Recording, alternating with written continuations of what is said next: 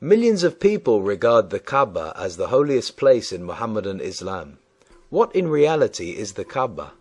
In Arabic, it means a cube, stele, Bet El. The historical records show no evidence whatsoever that it was at any time but a house of idolatry, and was never associated with monotheism until the advent of Muhammad. It was a primitively structured shrine built by the pagan Arabs as a simple cube-like structure, without a roof, which sheltered a 12-inch diameter meteorite in the eastern corner of its wall. According to Ibn Ishaq, page 84, it was made of loose stones above a man's height, and they wanted to raise it and roof it because men had stolen part of the treasure of the Kaaba, which used to be in a well in the middle of it. This stone can be kissed during the preambulation, the circulation of the faithful around the Kaaba. It was one of pagan Arabia's holiest shrines, with 360 idols around it, and an object of pilgrimage. Being a site of pilgrimage, brought to Mecca trade and wealth in the same way that all such sites of pilgrimage do, and as it continues to do so up to this time in Saudi Arabia. It is an astounding fact that in the Quran the name of Mecca is never mentioned, while in the Bible the name of Jerusalem is mentioned 667 times.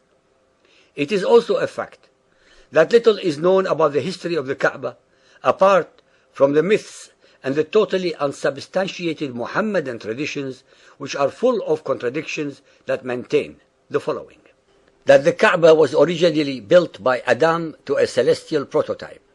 This story is neither found in the Quran nor in the Bible. That after the deluge, it was allegedly rebuilt by Abraham and Ishmael as a place of worship. Chapter 2, verse 127.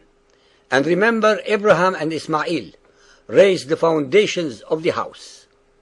The Quran, the presumed word of Allah, contradicts all the ahadith stories by denying Adam any involvement whatsoever with the Kaaba, as it asserts that only Abraham and Ishmael were the builders of its foundation as the first house of worship dedicated to the one and only Allah. While engaged in rebuilding, Ishmael received the black stone from the angel Gabriel. This, of course, makes absolutely no sense, since Ishmael would have needed to build the foundations of the Kaaba to protect something special, the black stone, for example, and certainly not if it were empty. Why else did he need to build foundations to a flimsy structure not worthy of any god? The black stone had to be there in the first place as a fetish and object of veneration. Since Abraham and Ishmael were monotheists, and Abraham already, according to the Muhammadan traditions, destroyed the idols of his father, why would he and Ishmael build a shrine for another idol such as a meteorite? If the Arab tradition already knew of Abraham, why then did they lapse into idolatry for at least 25 centuries that followed, while the Israelites and the Jews carried forth the torch of monotheism that inspired Muhammad to create his Quran? How was it possible that not a single pagan Arab was called Ibrahim or Ismail, if they actually were the fathers of the Arabs? In contrast, after Muhammad, his name is carried by an enormous number of his followers.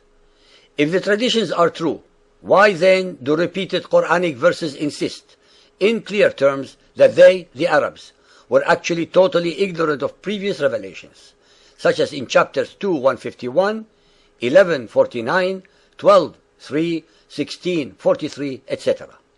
It is imperative that we make clear even the obvious, that the alleged Arabian traditions contradict everything written in the Bible regarding Abraham and Ishmael, since according to the Bible, neither Abraham nor Ishmael knew a God called Allah. They never traveled south to Arabia.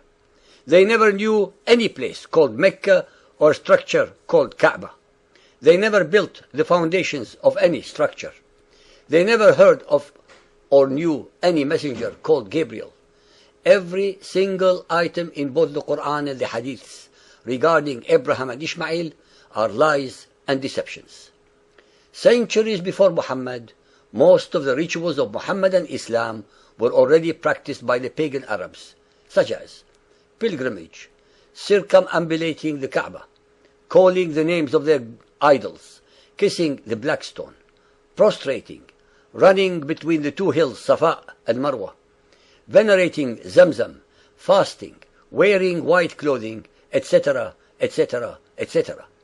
In reality, Muhammad simply incorporated all the pagan rituals, traditions and fetishes of the pagan Arabs and Islamized them to give his cult legitimacy, a sense of identity and an image of uniqueness, so that he made it easier and less stressful for his brother Arabs to move from idolatry and paganism to his brand of monotheism by continuing the practices of their pagan fathers.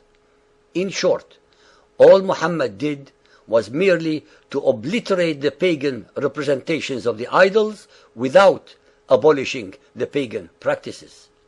Muhammad's quarrel with his Quraysh tribe was not because they did not believe in Allah, which they obviously did, but because they associated other gods and goddesses with him.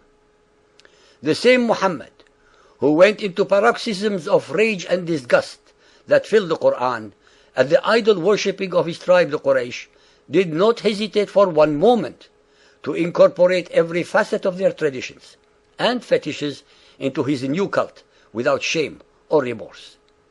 During the whole period of 23 years that he used to fulminate and attack his idol-worshipping Quraysh tribe, Muhammad prayed in the Kaaba with them, while it was full of pagan gods and goddesses.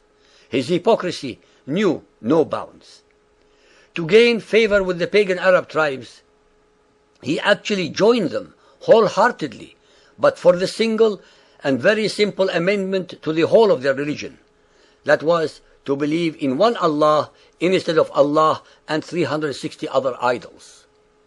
It is extremely relevant to relate the story that Umar ibn al-Khattab reluctantly but very intelligently remarked about the kissing of the black stone. In Bukhari Hadith 2.667, he remarked, "I know that you are only a stone, that neither helps nor hurts. And if the Messenger of Allah had not kissed you, I would not have kissed you." Then he kissed it.